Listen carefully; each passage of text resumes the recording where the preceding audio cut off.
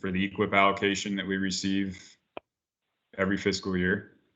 I want to hit on some of the specific pools that we have and some of the, I guess, the different structure of those pools that we've integrated into our new business tool system called CART, where we take our applications and rank those and assess those. I'm going to be going over a little bit of that. Kind of give it a little bit of an update on the Source Water Protection Program, SWP, and how that's currently set up and structured and prioritized. Go over a review of the high priority practices that we can designate up to 10 conservation practices for a higher cost share rate up to 90%. And then I'm going to be giving a little overview on the new EQIP conservation incentive contracts, or CICs, that came about in the 2018 Farm Bill, and we are just getting implemented this year for the first time. So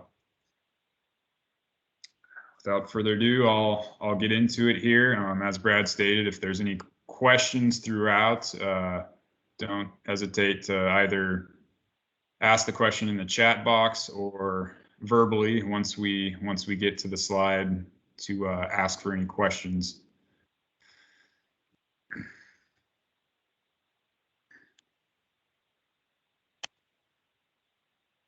So with that, a quick and dirty outline of the EQIP application cutoff dates for this fiscal year that we're currently in, fiscal year 2021. Our fiscal year ends September 30th of every year. And typically we have around a November cutoff where we take all EQIP applications on hand, and those are the applications that we have to rank, to assess and rank, and pick for pre-approval based on the amount of funds that we have and receive every year from National. So that date this year, we were able to have an application cutoff date of November 20th, which is primarily the most, I guess, popular cutoff date. That's something this group has input in, as well as all the local working groups and those meetings that we carry every year that Brad will get into after the items I'm going to be presenting. But if you remember last year, we had CART rollout. CART is our business tool system we use to assess and rank these applications. The rollout for that tool was about the middle of this time last year.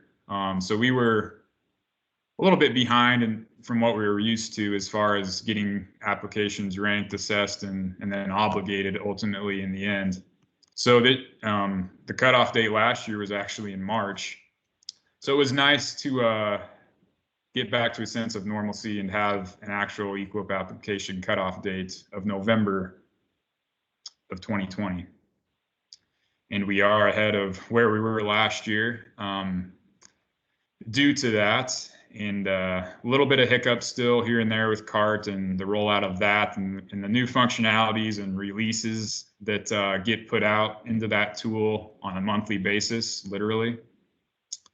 So the ranking deadlines this year were March 19th for all of our state and area ranking pools, and then March 26th, a week or so after.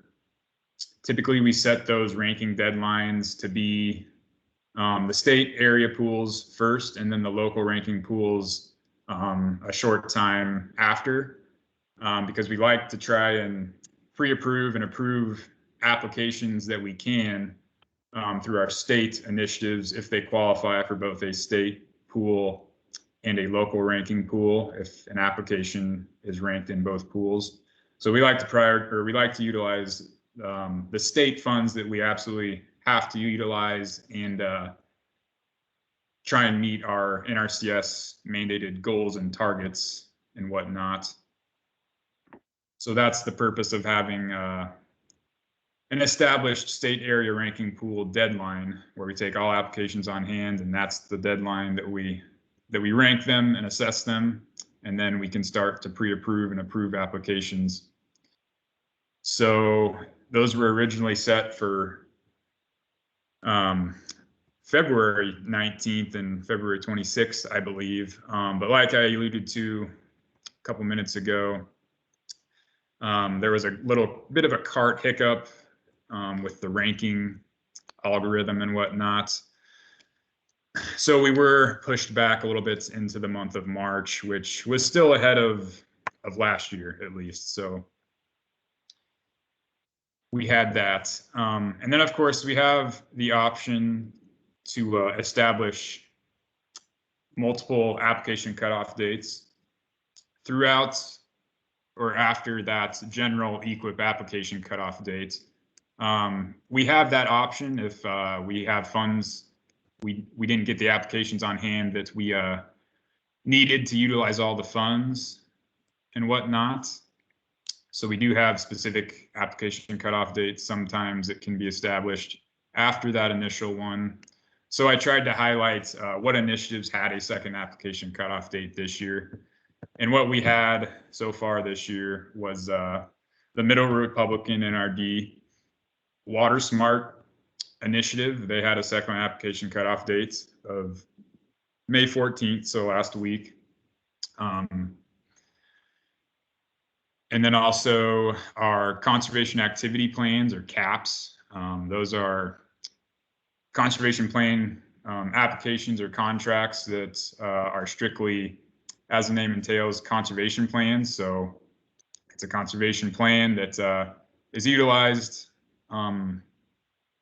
whether through a TSP to go out on the land and assess resource concerns, and then basically develop a plan to then utilize structural, vegetative management, whatever practices to address the resource concerns that were identified in those conservation plans.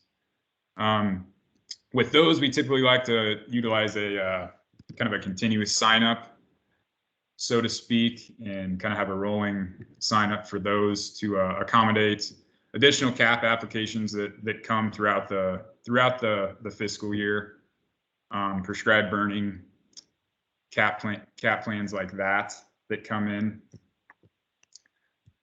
We did not have a second application cutoff date last year for those like we typically did in the past, but we did establish one of June 1st this year, and we typically try to fund all CAP applications that we receive on hand. And then the ranking deadline is June 1st as well. So we typically, with CAPs, like I said, try to fund all those, and then as they come in, approve them as well, so we can get rolling with those. The HEL treatment initiative, that we had a second application cutoff date as well, kind of in tune with the past couple of years. We've established a second application cutoff date primarily for that initiative to address any erosion control issues that were brought about through the conservation compliance reviews or status reviews that NRCS conducts around this time this year after planting.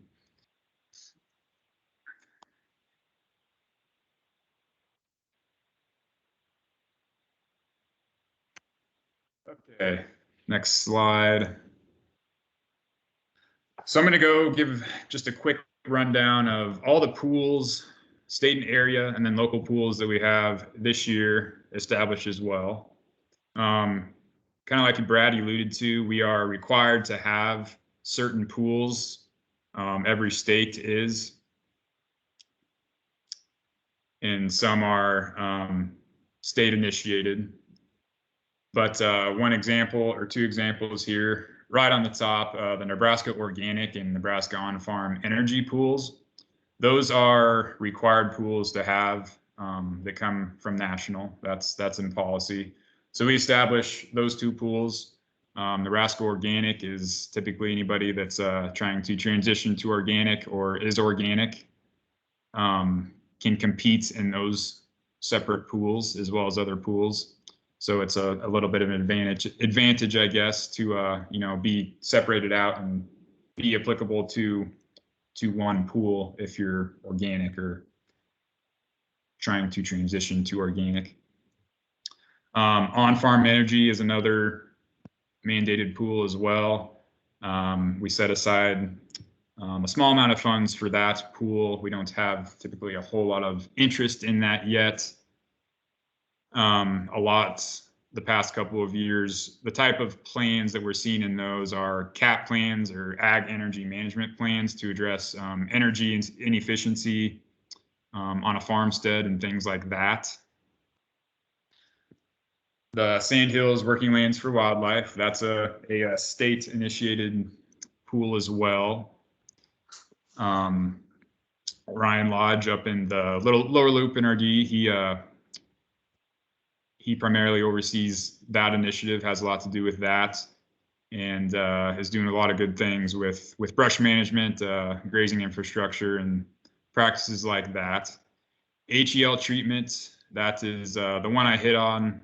That's when I was going over the application and ranking deadlines. Northwest Landscape Restoration, that consists of the Upper Niobrara White, Middle Niobrara, and Upper Loop NRDs. That is a partnership with the Forest Service in grazing lands up in that part of the state.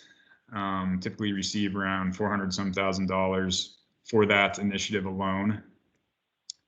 And then, of course, we had the Wildlife Subcommittee meet prior to this meeting this morning.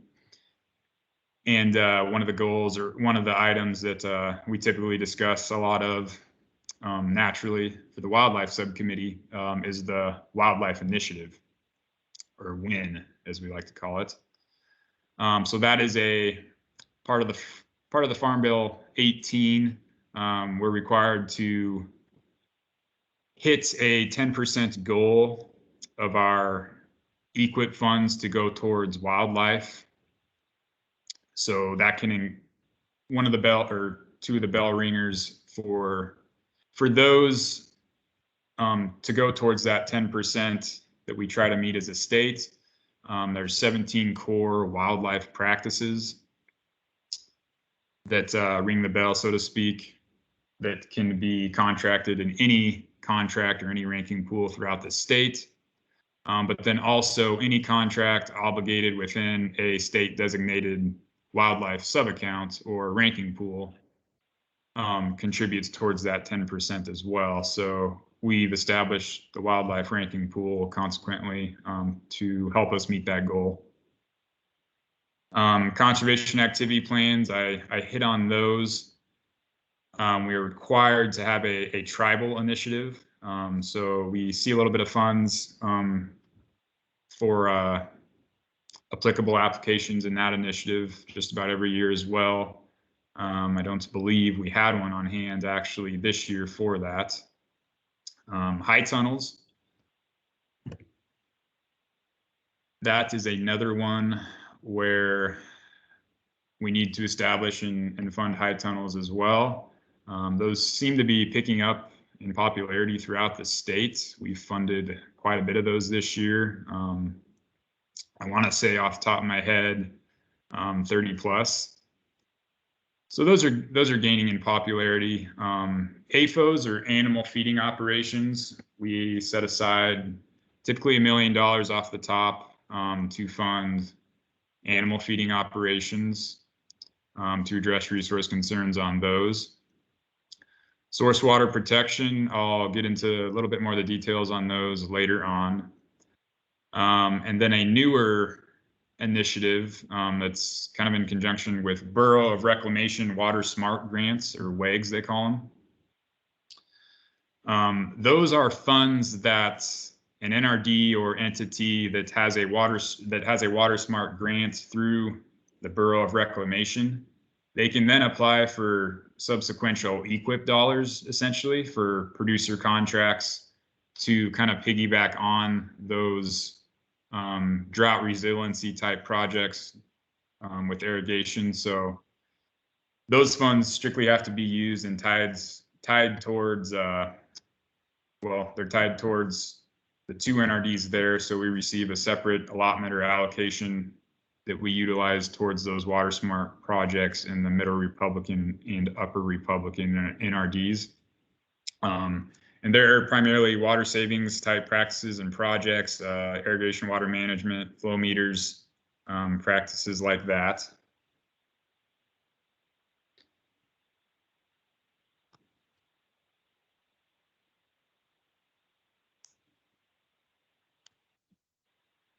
Moving along, these next 4 pools here, those are within policy and come from that headquarters as well. We have to designate 5% towards highly underserved groups or individuals. So beginning farmer ranchers and socially disadvantaged is what the SD stands for those. And we are required to have separate ranking pools that they can compete in amongst each other within those as well. And of course, BFRs, beginning farmers and social disadvantaged, they qualify for what we call an HU rate or highly underserved rate. So in addition to being able to compete in their own pools, separate from any other general EQIP pool where they're competing with other non-HU participants, they can receive higher cost share rates as well. The Nebraska National Water Quality Initiatives. We currently have 3 implementation projects going on right now through the NWQI initiatives. We receive a separate carve-out allocations that we have to use towards those NWQI projects as well each fiscal year. So the active projects right now underneath NWQI are the Big Sandy, Bazille, and Turkey Creek projects. And then the last one here, this is sort of a placeholder, so to speak. The past couple of years, we've had what we call disasters, I guess. As you know, we had in 2019 the flooding that occurred throughout the state. And we offered a disaster assistance initiative for cover crops, for putting cover crops on ground that was flooded out and consequently did not have any cover on that land. So we offered a cover crop initiative that was very popular. Looking back, we spent about $2.6 million towards that disaster assistance initiative. And then, of course, last year with COVID and the meat packing processing facilities, we did offer a livestock mortality initiative for producers that weren't able to get their hogs, pigs into the meat packing plants due to them being shut down and whatnot due to COVID. So, for example, we had that disaster initiative last year that we did receive some additional funding for mid-fiscal year. So as a result of that, they did require us to have, as needed, if needed, set aside some funding towards a potential disaster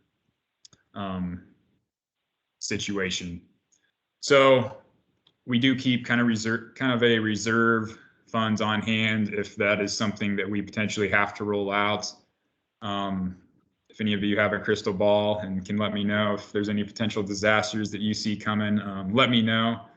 But as we get closer and closer to the end of the fiscal year, and we try and slip those funds back into the general EQIP allocation to be used elsewhere and get them spent locally and whatnot.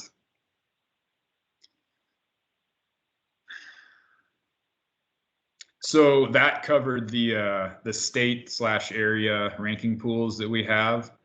And then, of course, any funds that we have left over after that, we get those funds divvied out locally between the 23 NRDs. And those 23 NRDs, they have local work groups established, of course, that prioritize what types of applications receive funding or are high priority, medium priority, and so on. So this year, we had 23 local separate NRD ranking pools. And one of the abilities with CART We had 80 some local ranking pools prior that were separate ranking pools consisting of cropland, grassland, separate ranking pools. But we did streamline a little bit and just cut it down to 23 pools. But within those 23 pools, we have the ability through CART now to establish separate ranking categories within each pool. So what that does is establishes you can rank like with like applications. So if you have a cropland ranking pool that you want to just rank and assess cropland type applications with each other through the categories method, that is how we do that. And also a grassland ranking pool.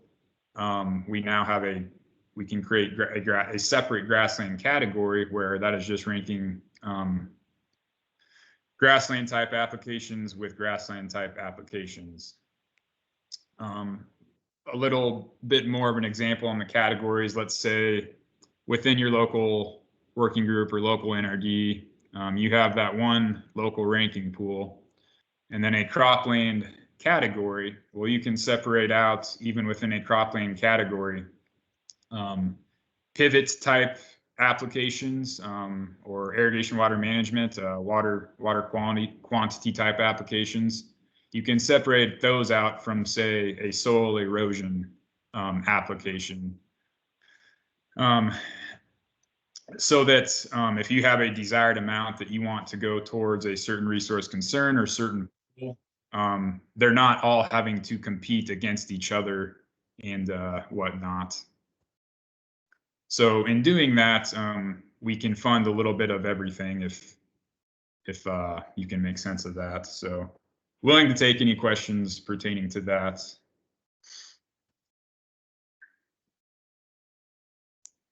Not sure what that noise was or if somebody got let into the meeting or looks like we're good.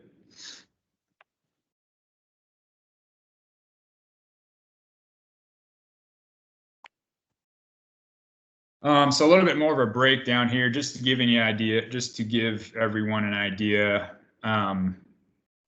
With CART, as we know, that came in last year, fiscal year 2020.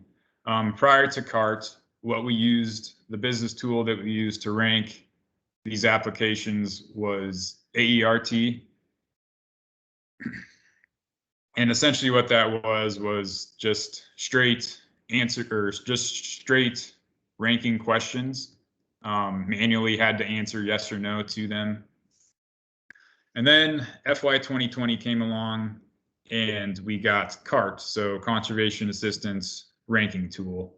So with CART, we take these applications and we put them through what's called an assessment.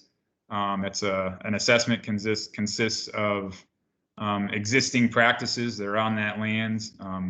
Well, first of all, we map the land units that are out there that are part of that application.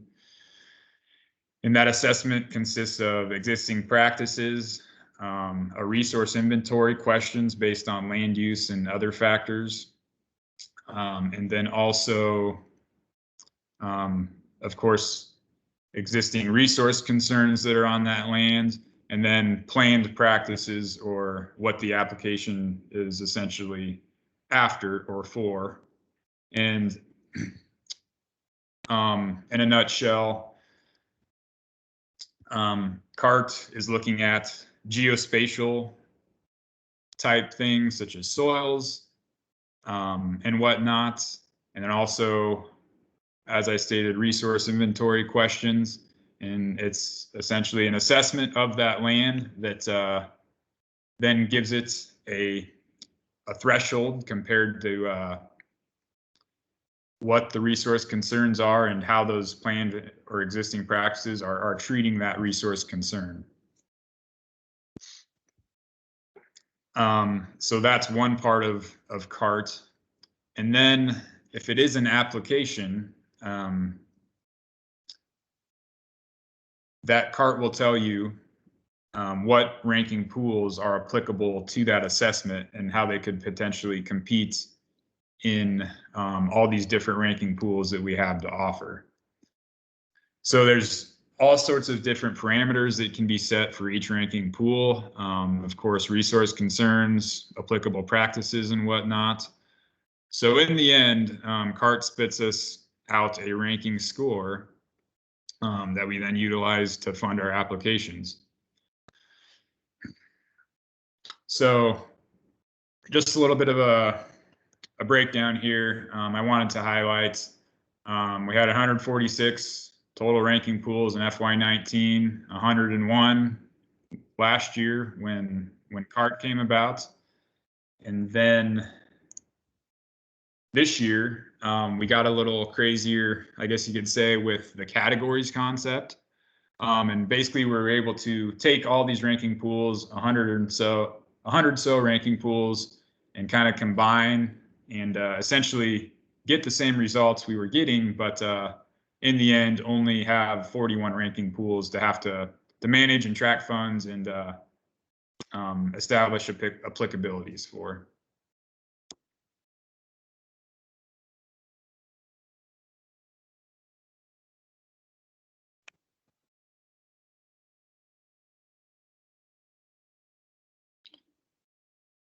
So I will hop into kind of where we're at with obligations this year in fiscal year 2021. So as I stated, we typically receive around that $25 million mark for EQIP general funds every year. We just, as of yesterday, received an additional $3 million through a funds assessment to be utilized towards EQIP. So those will be distributed as well. And we have an obligation date of August 13th to get these applications and these funds obligated for fiscal year 2021. And as I stated before, the pre-approval process that begins after all the established ranking pool deadlines that I hit on earlier. And so right now, where we stand as a state, 26% of the funds are currently obligated into contracts on May 20th of today. So that is where we stand as a state as a whole towards our goal of that August 13th date. Ultimately, September 30th to get all these funds obligated.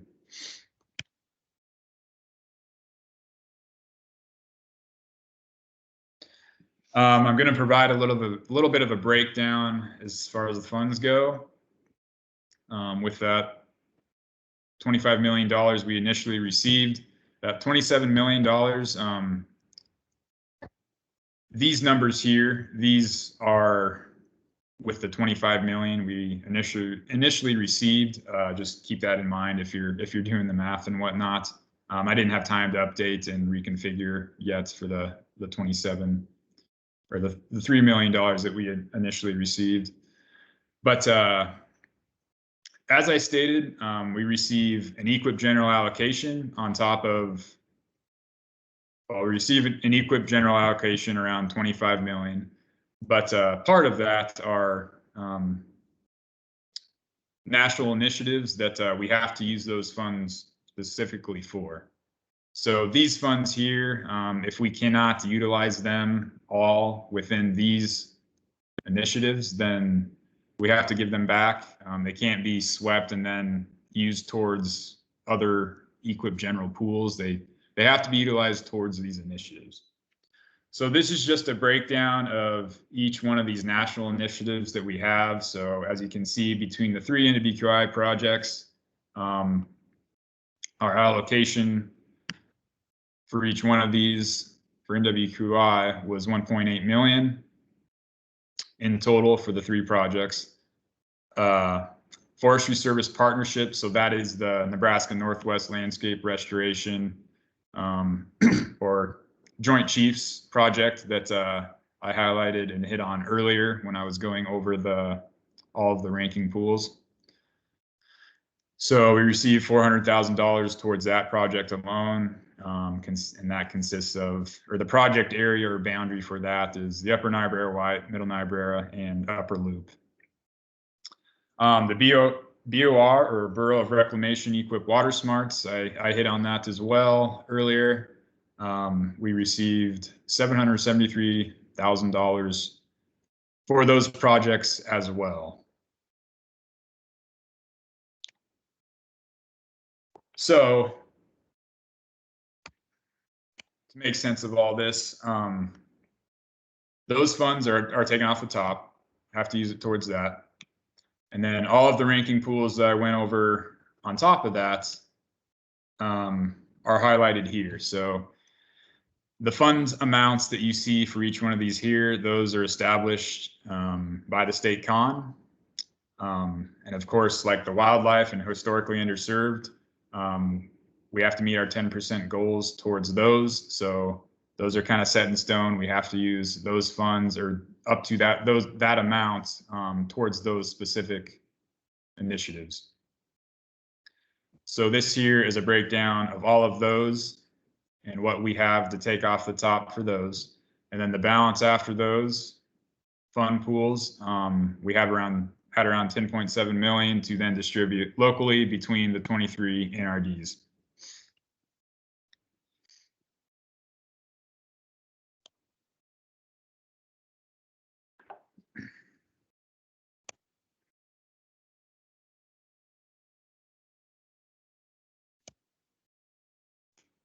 I wanted to highlight just a couple of big initiatives and just kind of give the group an update. I'm not going to go through every single one of these and give you a bunch of obligation numbers where we stand right now for the sake of time. But I wanted to hit on specifically just a couple big ones here. And then if we have any questions pertaining to any individual one, we'd be happy to take those. But source water protection, that continues to be a popular one. This was a result of the 18 Farm Bill as well, where states were tasked with addressing water quality issues around community water systems. So long story short, Nebraska came up with a game plan that our community wellhead protection areas, those would be our high priority source water areas. That we would target funds towards before we moved on down to our medium priorities, which are our groundwater NRD quantity, groundwater quantity/quality ground management areas, or phase 2 through 4 groundwater quality areas. Those were established as medium priorities. So the red map, or the red on the map you can see here, those are the wellhead protection areas, and then the orange would be any phase 2 through 4 groundwater management areas. So with CART, just to kind of hit back on that, as I stated earlier, before we had to manually answer some yes or no questions, whether they were within a boundary or not. One of the benefits of CART in setting up the ranking pools within CART, we can use geospatial GIS type things to automatically answer these questions where before we had to manually answer them. Excuse me. So something like this, as you see on this map, all that can kind of be predetermined in the background. And then, of course, we still do have text-based questions that we utilize to prioritize certain types of practices and whatnot that we want to overall go towards the end ranking score. With the Source Water Protection Initiative, we did establish, probably should hit on that first, a source water protection subcommittee that we decided upon to establish these priority areas. We met with them around September 2019, if I remember right. And even before that in the summer, we had a couple subcommittee meetings for that. And as a result, on top of distinguishing what our priority areas in Nebraska would be, We also had to designate source water practices. So any of these practices address a water quality type resource concern is what we were after. And we had to designate those practices. So these practices can be used within the source water protection, any application within the source water protection ranking pool. So I just kind of wanted to throw that slide up for the group and show what kind of practices we were prioritizing and funding through the source water initiative. And currently, so source water is another 10% that we have to try and hit with our EQIP funds. So again, that comes out to around $2.4 million that we allocate towards source water. And this year, we had 33 high priority applications that were received off the bat. So of course, we want to fund those high priority applications before we're able to move on down to our medium priorities or the groundwater NRD phase 2 through 4 management areas. So all of the high priority applications that we had on hand were pre-approved and approved for funding worth $1.3 million. And then we had around $1.1 million to spend that went towards those medium priority applications.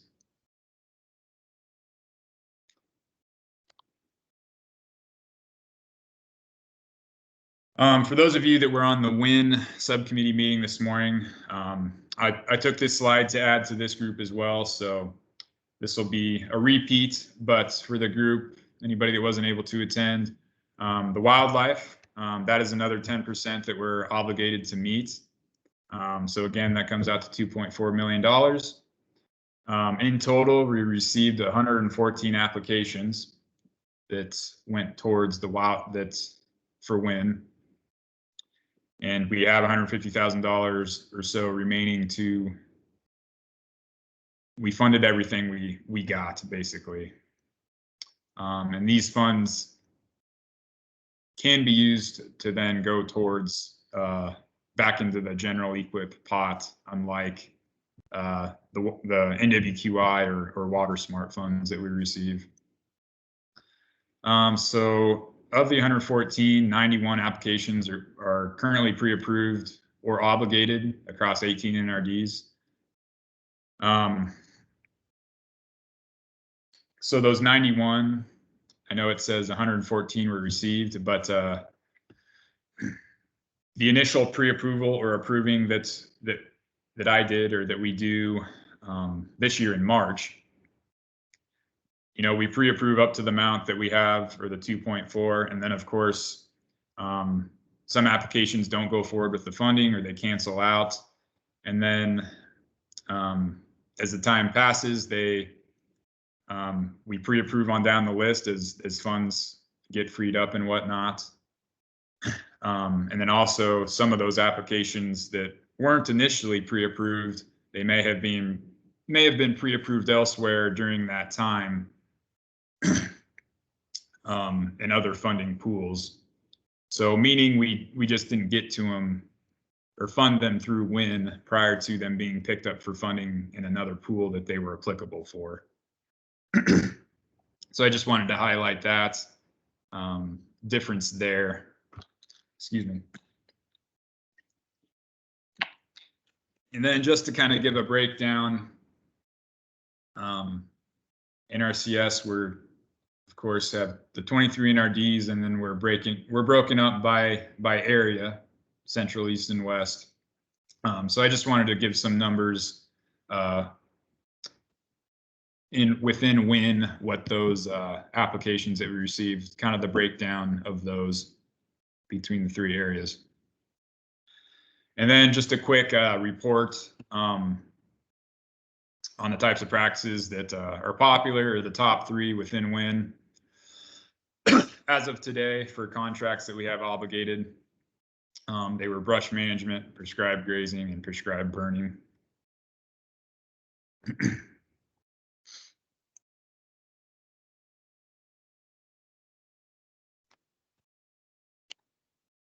Okay. Sorry about that. Got off.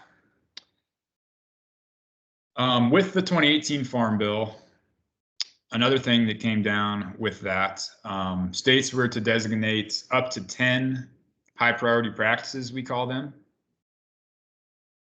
And these are the 10 high priority practices that we designated. And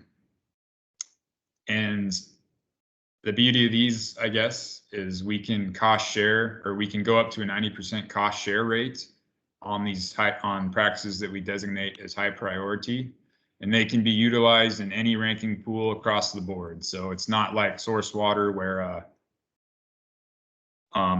source water, we can only use those practices within that pool. These practices here, they can be utilized across any ranking pool that we have, or across the 41 that we have established this year. So those consist of conservation crop rotation, prescribed burning, field border, riparian forest buffer, filter strip, wildlife habitat planting, access control, nutrient management, pest management conservation system, wetland restoration.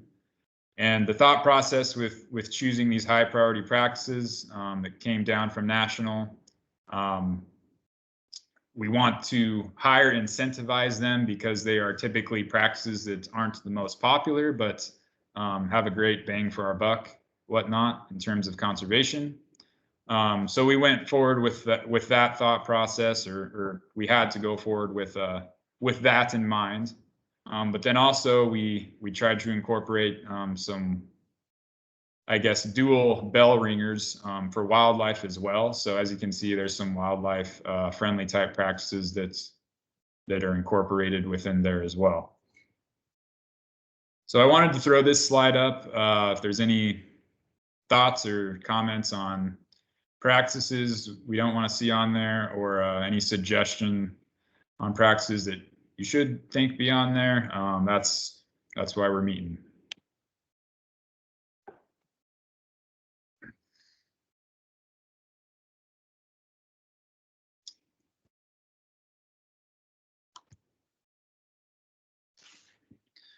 Okay, with the 2018 Farm Bill as well, we've been waiting on it, and it's here. EQIP contract incentive contracts, or EQIP CICs, they're being referred to. We are rolling that program out this year, finally. So EQIP CICs are kind of a mashup of CSP, so enhancements, and then also EQIP practices. You can have both EQIP practices and enhancements in a 5-year contract for the EQIP CICs. So that's, I guess, the main thing to keep in mind, is it's kind of a mashup between those two programs that you could enroll in. So I'm going to kind of go over the program specifics here, and the high priorities that we designated within the bounds that we had to work with for the EQIP CICs. Just going to throw up some deadlines here and what we have to work with in rolling this program out.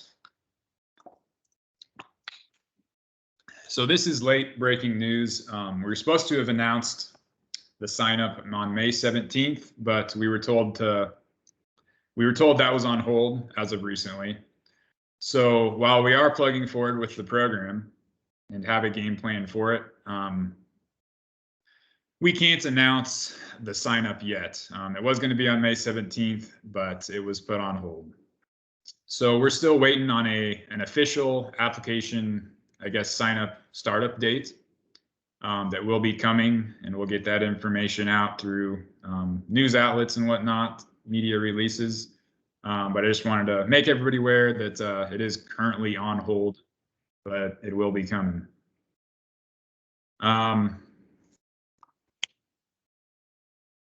So with EQIP CICs for fiscal year 2021, we were told that we will receive a new allocation for CICs. It was originally stated after we received our general allocation that we would have to use any EQIP general funds that we received towards CICs, and that we would not receive a separate allocation for that.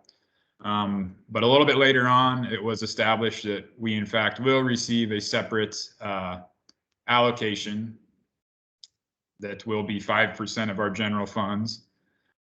So that pencils out to about $1.2 million to use towards CICs. And then just as of note, if it's hugely popular, additional general EQIP funds could be used towards CICs. And it hasn't been determined yet if we aren't able to utilize the 1.2 million that we'll be receiving for CICs, if those funds can be then rolled back into the EQIP general pot to be used towards general EQIP or not. So the purpose of the CICs, it's to incentivize additional conservation around locally established resource priorities. So we were tasked with, the states were tasked with identifying any high priority areas, priority resource concerns within those high priority areas, and then also the relevant land uses that were applicable to address those priority resource concerns and high priority areas. So the rollout for the CICs this year, we decided to have the focus be towards soil health. We kind of have a short time frame to get this rolled out and implemented and learned and then train our field offices employees on it. So we kind of had to think fast and get a game plan going for this year. But it will be tied towards an advanced soil health kind of initiative. So the priority resource concern pertaining to soil health is soil quality limitations. So part of the deal is the producers will have to agree to address at least one priority resource concern or soil quality limitations. And then, of course, these high priority areas, priority resource concerns, going forward into FY 2023 and beyond, we'd love to hear input or feedback on what potential other high priority areas within the state there are that we could utilize this program and these funds for, as well as priority resource concerns within those high priority areas. And then, of course, relevant land uses within those areas. So we can adjust going forward, I guess, is what I'm getting at. And I'd be happy to hear any feedback on potential high priority areas to think about going forward. And I should have mentioned before I started getting into the high priority areas that the entire state, there is no, I guess, really fine-tuned area that we designated this year. The whole state is going to be a high priority area, because one of the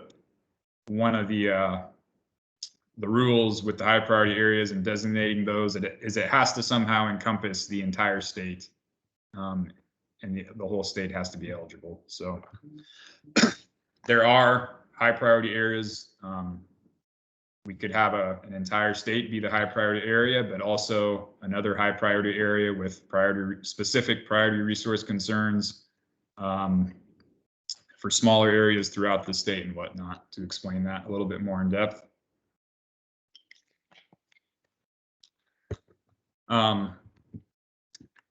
And I guess the big purpose of the program, it's meant to be considered a stepping stone for producers from EQIP to CSP. So EQIP, we're utilizing practices targeted towards specific resource concerns. With CSP, we have enhancements or stewardship payments that are incentivizing practices or stewardship that landowners are already implementing on their land. And then on top of that, they can also do enhancements that enhance the stewardship on that land. So it's a program that allows EQIP practices as well as CSP enhancements to be implemented within 5 years, 5-year contracts. And I guess the difference between the CICs and straight CSP CSP is an entire operation-wide program, so you have to enroll your entire operation. CICs are meant to be a little bit smaller scale. So let's say you could, you don't have to enroll your entire operation right off the bat. You can enroll a small tract or whatnot to try some cover crops, for example, like we're doing this year, or an advanced type system. And then after those 5 years are up or whatnot, you can step up and possibly enroll into CSP and enroll the entire operation.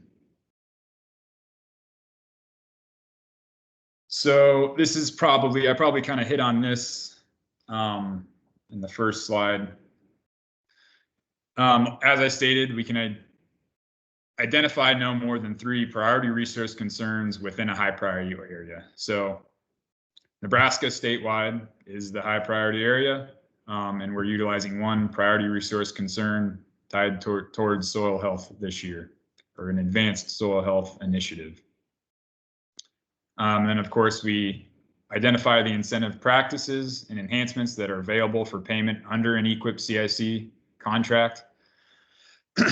So we've developed, I guess, a list of practices and enhancements that are applicable to be able to be used. And since we are prioritizing, or our priority resource concerns is soil quality limitations, we had to pick practices enhancements that were tied towards that priority resource concern, towards soil quality limitations or practices and enhancements that addressed that priority resource concern.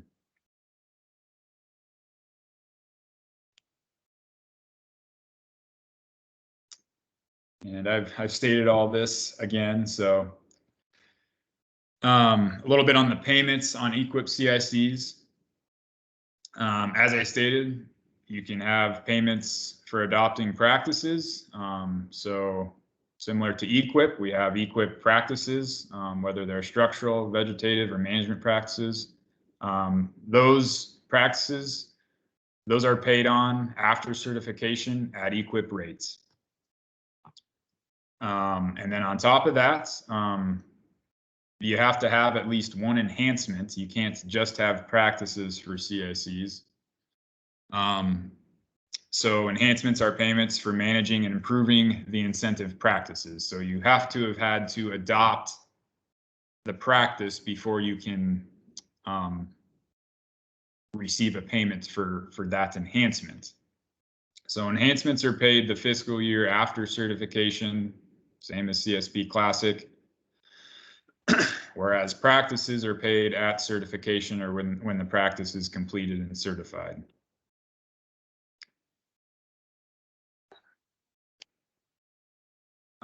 Just a quick slide on the payment limitations. $200,000 payment limitation for someone enrolled in EQIP CICs throughout a 5-year contract that is actually separate from their EQIP Classic payment limitation. So you can max out at both. And then we have contract limitations. So for a 5-year contract, $200,000 contract limit for a person or a legal entity, and $400,000 for joint operations. Historically underserved, so that includes our beginning farmers, socially disadvantaged, limited resource farmer ranchers. Same as EQIP. If they pick up an EQIP practice within a CIC, they get those HU rates that I referred to earlier, or higher cost share rates. And then they also have the ability, like we do with EQIP General, to receive an advanced payment option, but those are only available for practices and non-enhancements. So those advanced payments are applicable to HU participants. They essentially receive half of the cost share rate that they are getting paid to install a practice for the purchase of materials and goods and services and whatnot to complete that practice.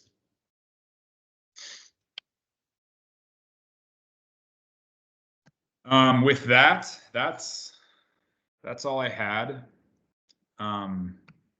before we hop into the local work group recommendations with Brad, are there any specific questions anybody would like to ask verbally or comments? I'll check if there's any questions in the chat here. I don't believe there are.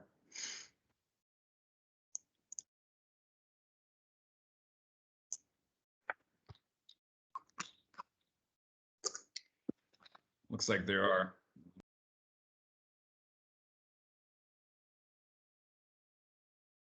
Okay, going down the list here. Will the CIC application deadline / cutoff date be the same as regular EQIP? So I hit on that. Everything's kind of on hold as of right now. It was going to be June 18th with an announcement of May 17th to start taking applications. So like I said, we'll get that date out when that's updated and we know that date. We aren't authorized as a state to create our own established application cutoff date for the CICs. It's a nationwide rollout, nationwide established date for the CICs this year.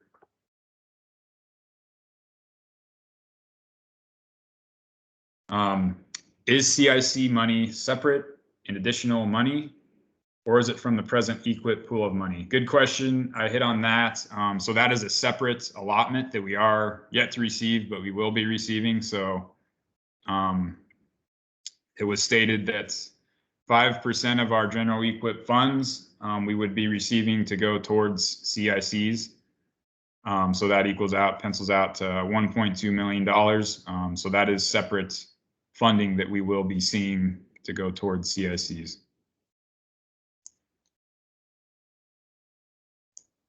Do you know what % of EQIP dollars are spent on irrigation practices? I don't know off the top of my head, Marcia,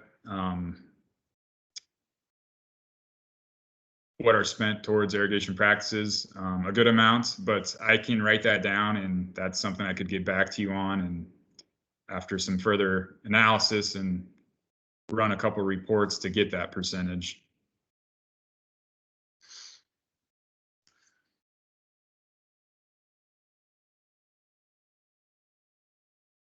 Are there any other questions to ask verbally? Anybody?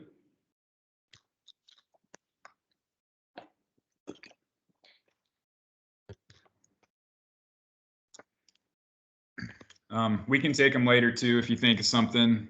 Brad, if you wanted to transition over to the local work group recommendations that we had at this time. Yeah, sure will, Connor.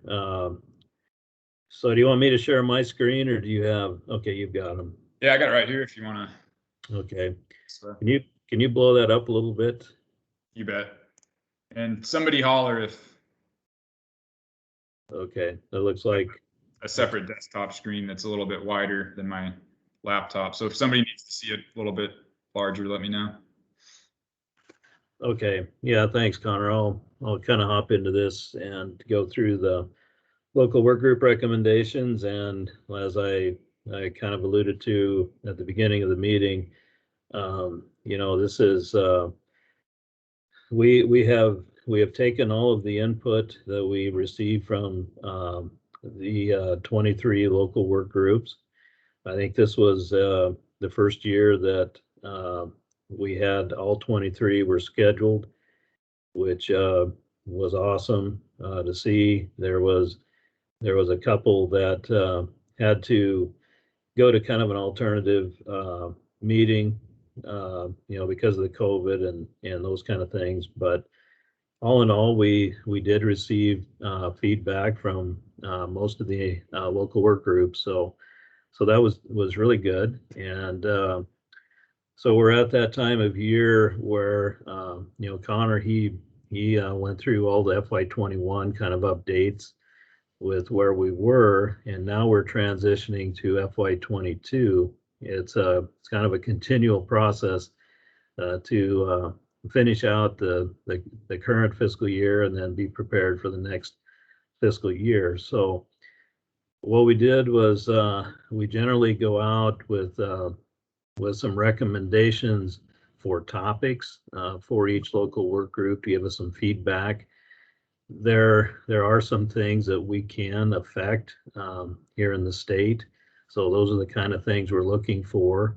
And generally, those are tied to the payment schedule, the practice scenarios, when we hold our application cutoff dates, and ranking types of questions. So those are all things that we can tweak and I guess localize at the state level, through EQIP. And again, we pretty much specifically received recommendations on EQIP, but I will continue to emphasize that the local work groups, they're there to provide us with feedback and recommendations for all of our programs, including CSP and easements. So we'll try to reemphasize that going forwards. But anyway, for this year, with the recommendations for practice scenarios, we really try to, we want to have all the tools available that we can to address our resource concerns here in Nebraska. So obviously, one of the ways we do that is to set up our practices and scenarios to target what we're trying to get accomplished. So we always start with that question to local work groups. Basically, do we have the right practices available to offer? I believe there's something like 170 total practices available through the standards that's set up for NRCS. And we utilize about 100 practices from that. Some practices don't necessarily apply to the state, but if there is a resource concern that we need to address, then this is where we get that feedback. And of course, we get the feedback as well, from our NRCS staff and partner staff that are in the field offices. But this is a locally led part of that whole process. So hopping into the local work group recommendations on the practice scenario request, I broke it down by practice. And so we always get recommendations on brush management, but this year there was, and actually this came in, I think, the last year or two, but one of the work groups asked if we could have a scenario for brush management for an ultra low scenario. We currently have a heavy, medium, and low scenario for brush management, and those are based on canopy cover. And so obviously there's different costs associated with treating. And eastern red cedar is a primary primarily eastern red cedar is what we're trying to control. So we looked at the ultra low infestation with the thought that we should control red cedars before they get out of hand. And we do actually have an ultra low scenario currently in our practice list. So we have this one covered. So there's no change for FY22. We will be going out and informing and training our field offices with that this is a scenario that they can use for those ultra low levels, 2 to 5% canopy cover situations. So having said that, we will look at in next year possibly separating a different scenario to specifically address this. So then move on down, Connor, to 315. We had a request to add a scenario for herbaceous weed treatment. And the request, they wanted a scenario for chemical ground application on difficult terrain. And so this, they have, very good feedback and the reasons that we need that. So this is currently under review. The resources staff, ECS staff, they're taking a look at this one currently to see if there's a scenario available within the national level scenarios that we can pull in to use, for example.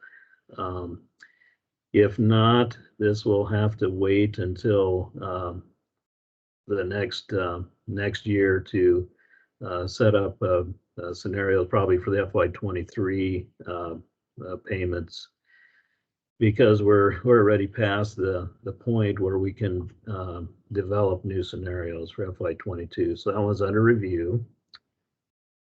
Going on down, conservation cover, 327. There was a request to modify the existing scenarios to allow the ability to hay or graze cover crops when converting cropland to grassland. So this is another one that we think we're probably able to do that now, but we're putting together some guidance to see how we can address this and if we can't already. So that one's under review. The next one, residue management, 329. This one comes in just about every year from one or two or maybe even more local work groups questioning whether we should continue to offer a payment to convert to no-till. And I think the thought there is that it's a proven practice. There's equipment is available for the most part to do no-till, and it's may just be an education thing at this point. But after discussing that, we decided that we're just gonna keep it as an option for FY22.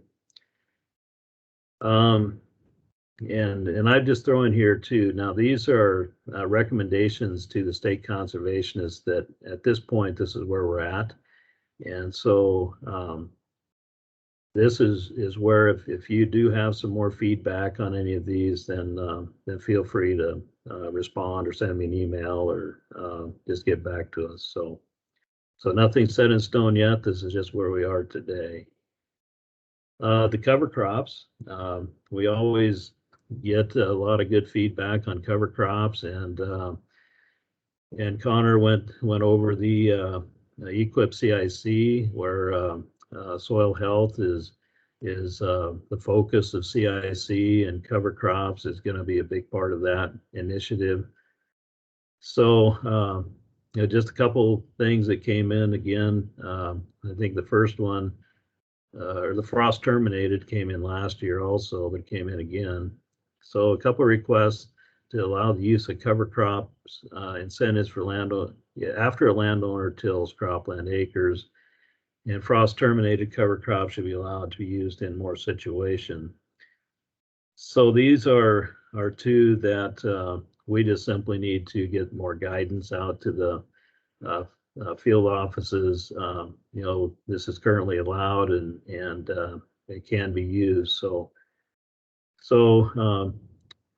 great comments, feedback, and these we can handle already. Currently, we just have to get some more training out there about how to implement that. We had a carryover request on grass waterways, terraces, and water and sediment control basins.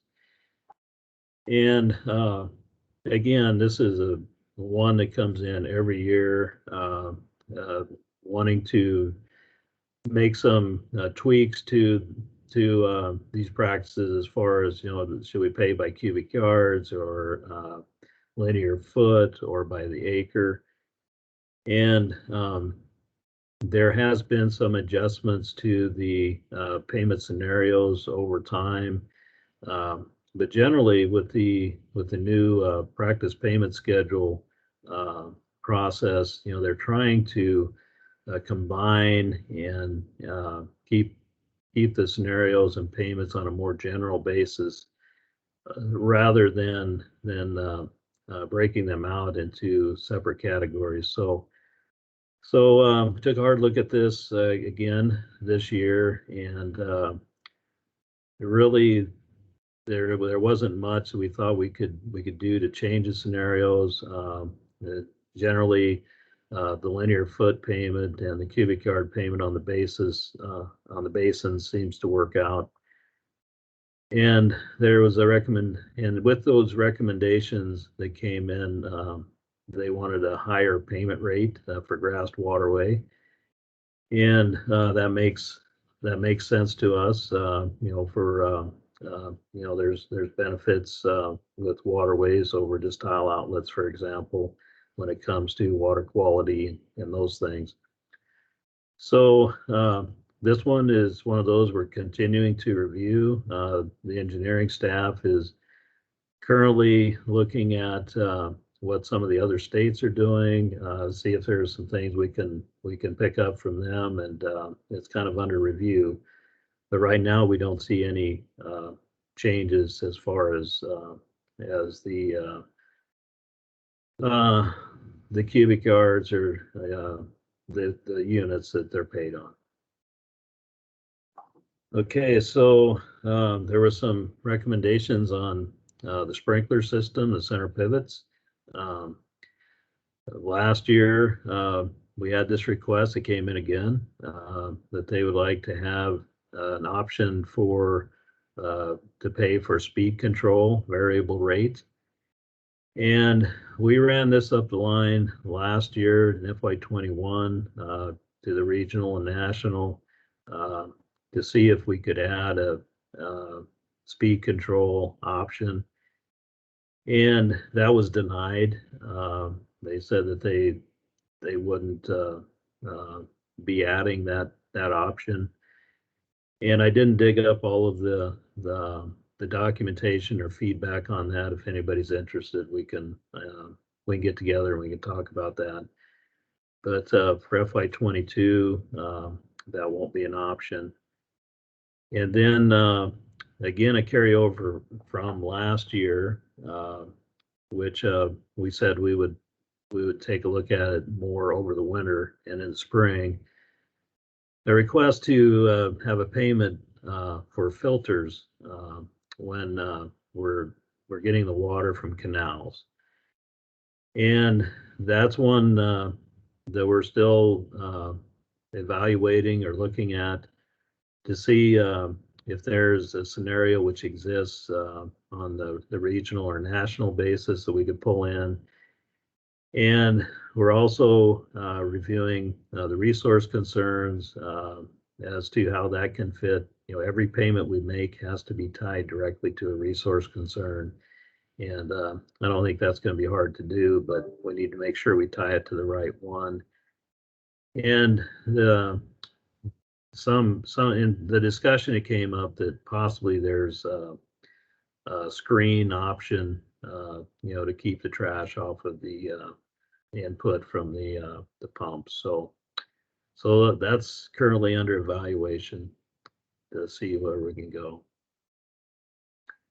So then planned grazing system 528, we get a lot of feedback on planned grazing systems and how to use them. So last year, some of those came in. We just weren't able to come to a conclusion on a review on some of these requests. So we carried them over to this year, and we're able to dig into these requests and make a decision.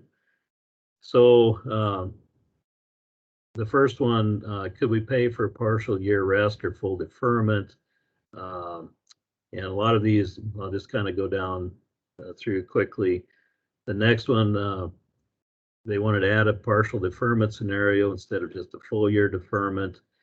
So those two, after looking at it and reviewing it, these are things we can currently do with the current scenarios and policy that we have in place. So this is a training issue that that we will take a look at and make sure that everyone understands how to use those scenarios. So move on down, Connor. So more on 528, another one to add a scenario for livestock deferment to allow early spring grazing. And the same thing. I'm not going to read everything that all my comments there, but basically that's currently available.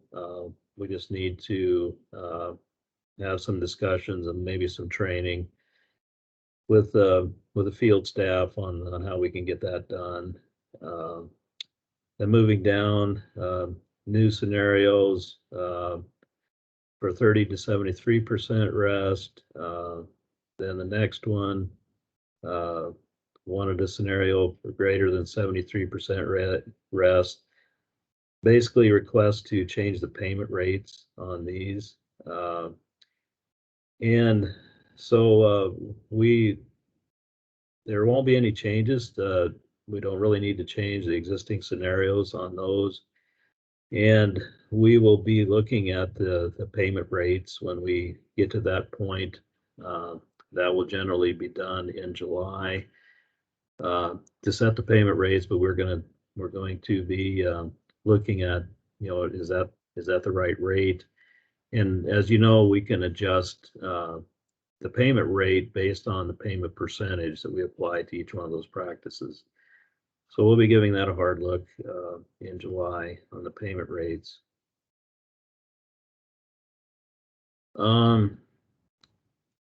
Request to add another livestock deferment scenario, kind of the same as before. We can currently do that.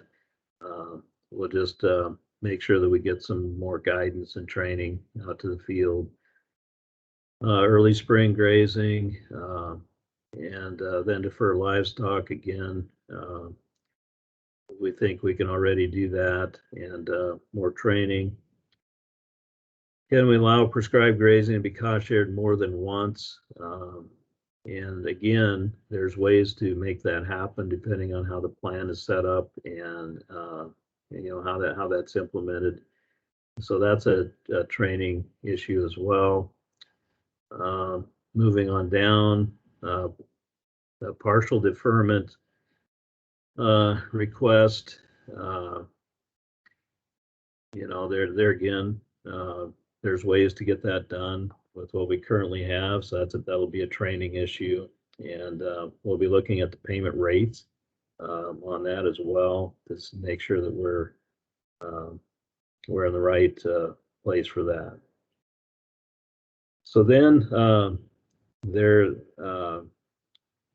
the last couple of years, maybe more, we've had the request to change our livestock deferment payment, full year deferment. And the issue that we've been having with that is with just one statewide payment rate, we couldn't make it high enough for the eastern part of the state, but with the higher production and rental rates available there, and then if we adjusted that to the middle western part of the state, then we were paying either too much or not enough. So gave that a hard look, and Connor worked with the resources staff and state range specialists and field folks on that, and we were able to get a new scenario built to do that. So It's not a done deal yet. It hasn't come through yet for sure, but it looks like we will have a deferment rate area scenario for the eastern 1/3 of Nebraska, and then there will be a deferment rate for the western 2/3 of the state. So we're hoping that we'll be able to adjust those rates to be more applicable to the state. And this last request was related to that same needing a new scenario. So good news on that. We were able to get that done after several years of trying, and we'll see how that works out. Request on pumping plants, and here's another one that we've talked about for years and years, and it's the issue of whether we can make a payment to put a new pump on an existing well. And you know, the discussion previously has always been that you know, where's the break off between maintenance and a new practice. And to put that in context, you know, if a well, you know, submersible, windmill, whatever, just needs to be replaced because it's wore out, that's a maintenance item for the landowner. If through a grazing management plan, it is determined that you need to add watering facilities or capacity, those kind of things, that is new, and that is eligible for payment. But there's always been a gray area with that on determining, okay, is the well sufficient? You know, is it you know, is it going to collapse after you put in a new pump and those kinds of things? But there are situations where with the revised grazing management plan, it requires additional water supply, more water. We need a bigger pump, more water, those kind of things. So there are definitely situations where this would apply. So this year we're going to move forward with trying to identify those situations where we would allow payment to replace an existing pump on an existing well with a new one. And so Connor is working with the engineers and ECS staff to develop a policy on where those situations could be allowed and will be allowed, and we'll implement that in FY22.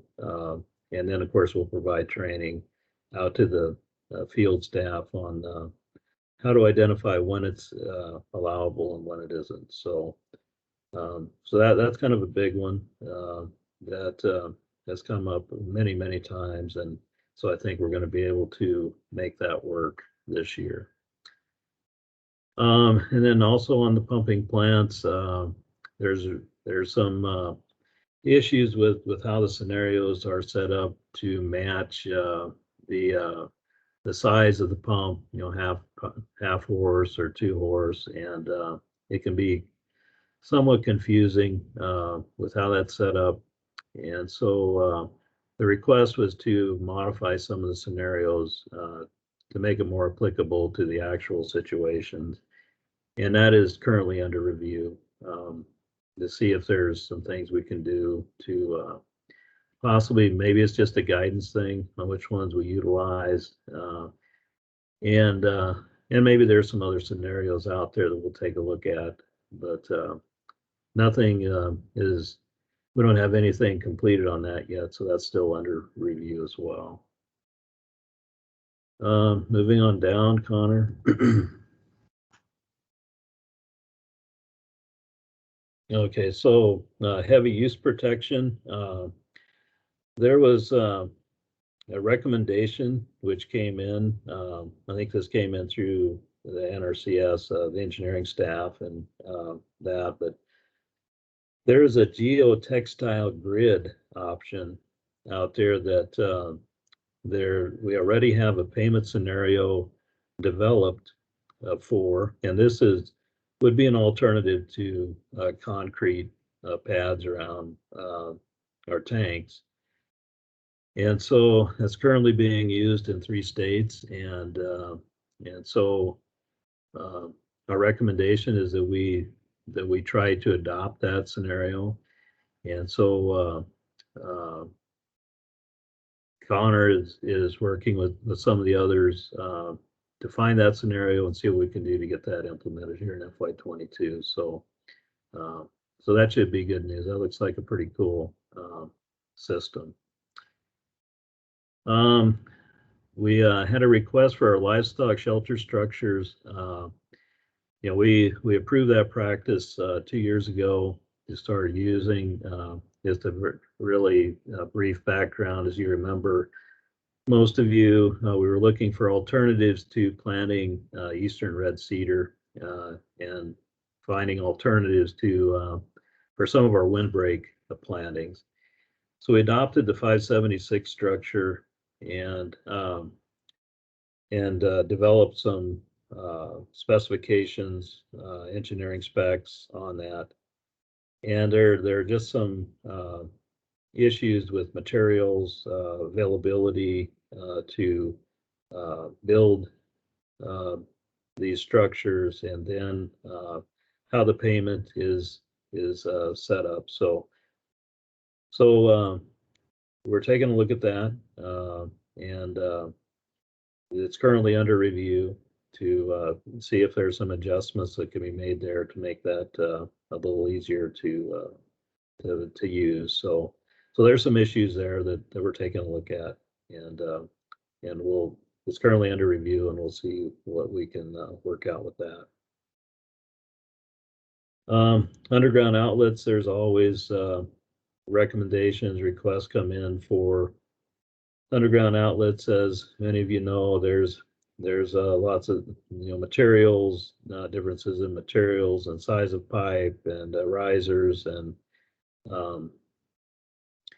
this has kind of went full scale back and forth. From at one point, we had a payment for every elbow and the size of pipe and that, and then we kind of go the other direction where everything's lumped together. And so some of these were carried over, the first 3 from FY21, and then a new one came in this year, about a 10-inch or greater corrugated wall option.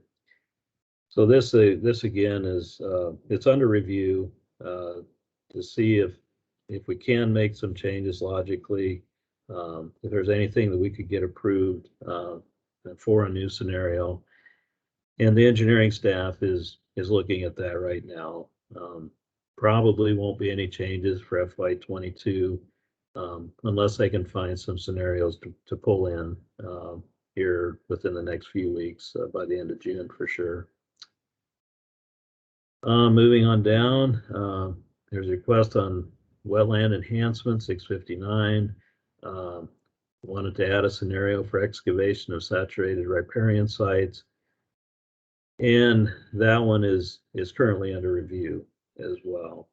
And so they're looking into that to see if there's anything we can do. Moving down, this is a carryover. We looked at this last year, a request to add some practices for ditching to drain saturated fields, and for obvious reasons. We looked at it last year and gave it another hard review again this spring, and I guess at the end of the day, found that we currently have the practice. We think we have practice standards available and practices that we can do what we need to do, and so there wasn't a new scenario. There wasn't a scenario available that we could find across the country, and it just seems that we can do the things we need to do with the ditching and drainage with the current practices. So that's one that we'll be following up if we need to with the with field staff and talking about the options that we have available there. Okay, moving down, and another category, I guess, that we asked the local work groups to take a look at is on the payment rates calculations.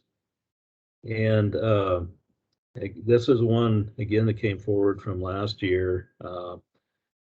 There was 2 or 3 local work groups that said they just don't have enough information available to give us a good recommendation on whether we're paying too much or not enough. And as you know, with the new payment rate system that we have, we do not collect bills to make payments.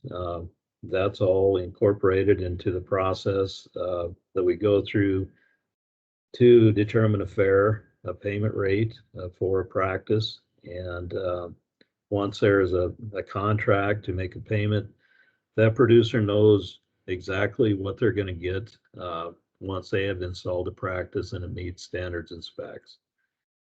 However, we are required to do quality assurance review and adjust rates to fit the local circumstances as much as we can. And so we do look at bills that we receive from things like NSWCP or local cost share rates or programs that are out there.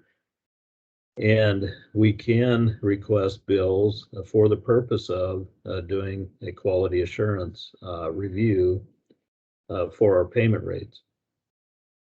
So where we left this last year was that we would monitor this in FY21 and see if we do get enough input or information on payment rates within these local work group areas.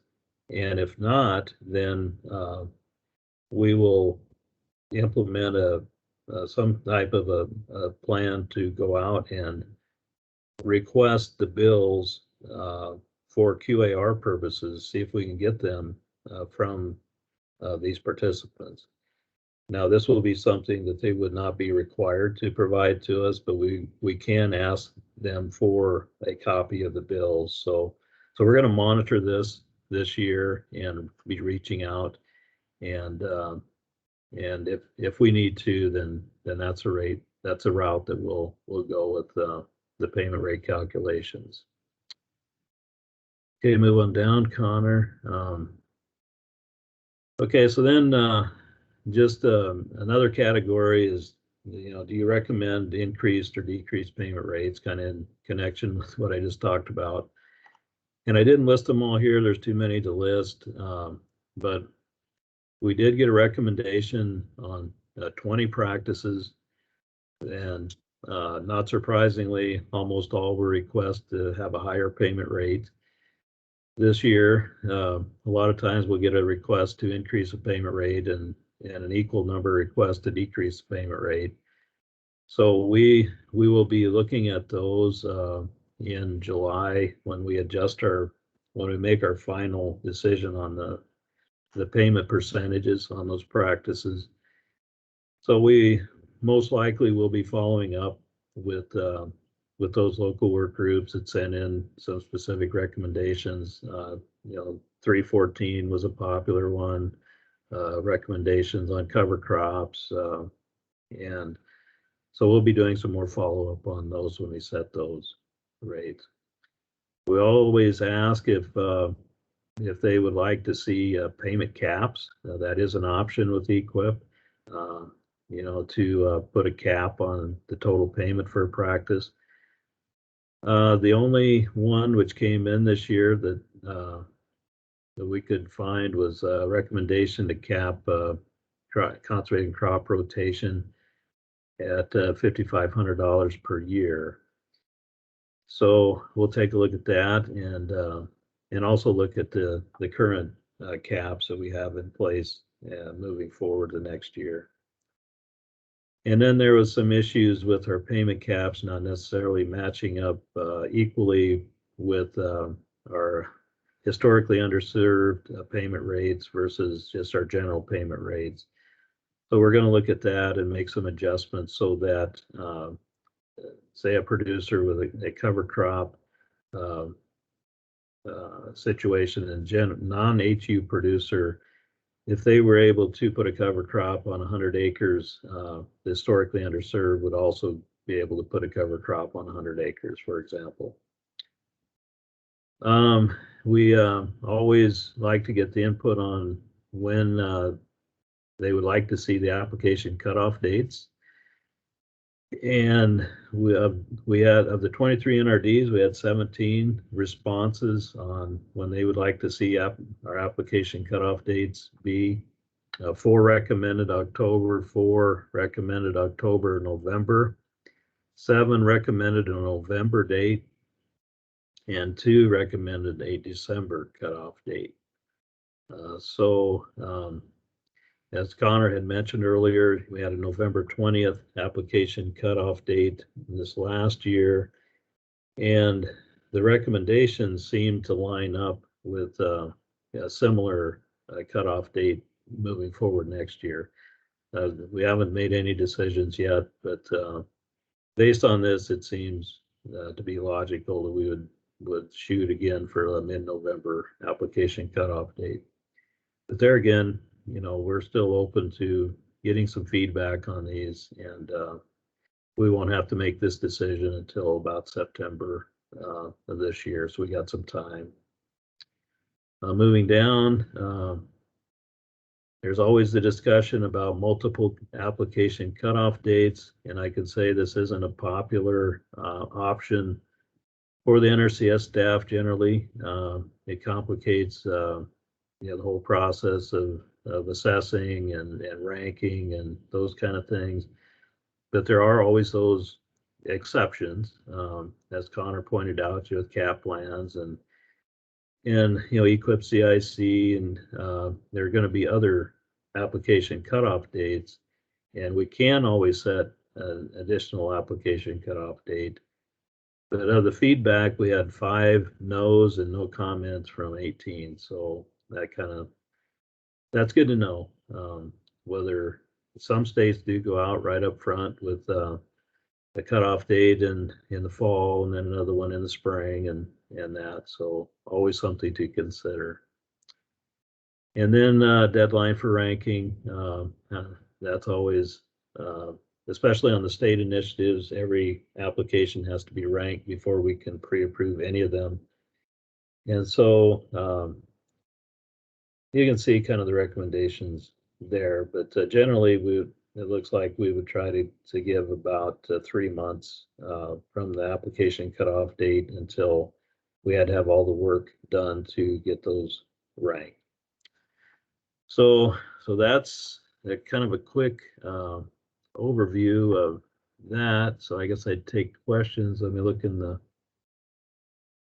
chat. A comment here says, I think the 587 practice was used in the past for filters to get water screened from canals. 15 years ago, the various screens were demonstrated, and we did it under structures for water control. Thanks for that. I don't know that I knew that, so we might be following up with you, Mary, on that one. So, okay, any other questions or feedback?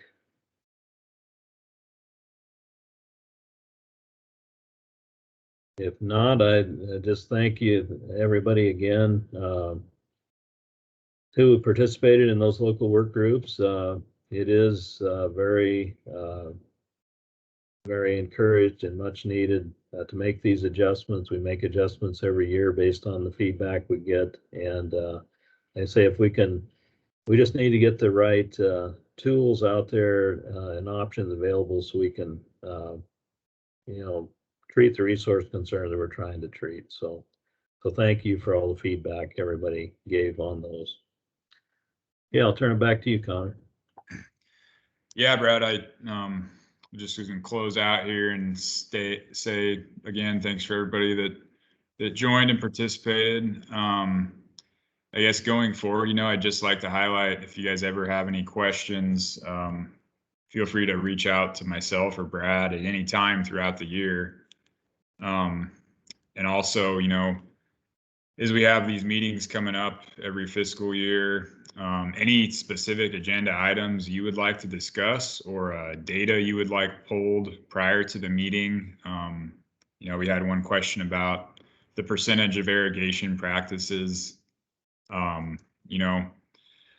Things like that. I could pull those numbers prior to the meeting if you wanted to reach out to me prior to that.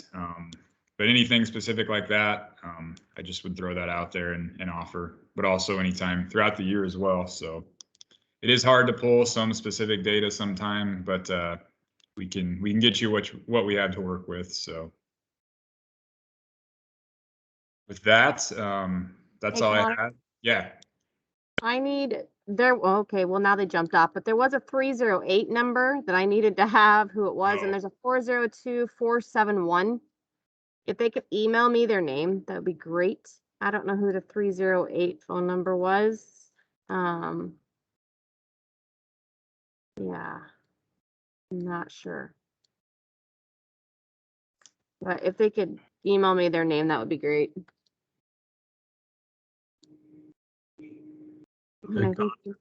I see there's another comment.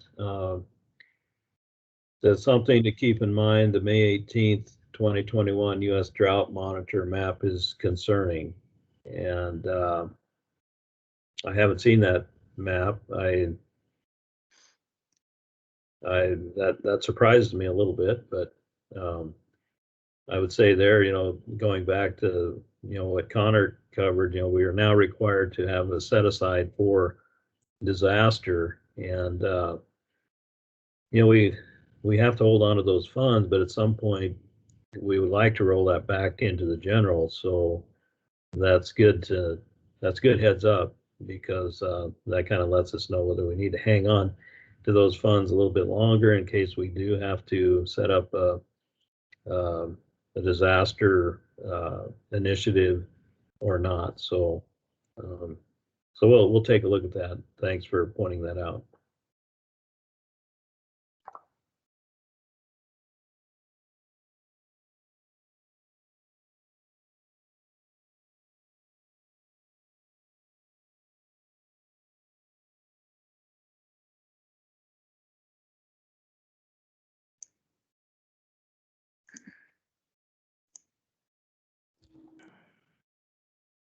I don't see anything else in the chat, Connor. Yeah, I think with that, we'll close her out here, and everybody have a good day. Thank you.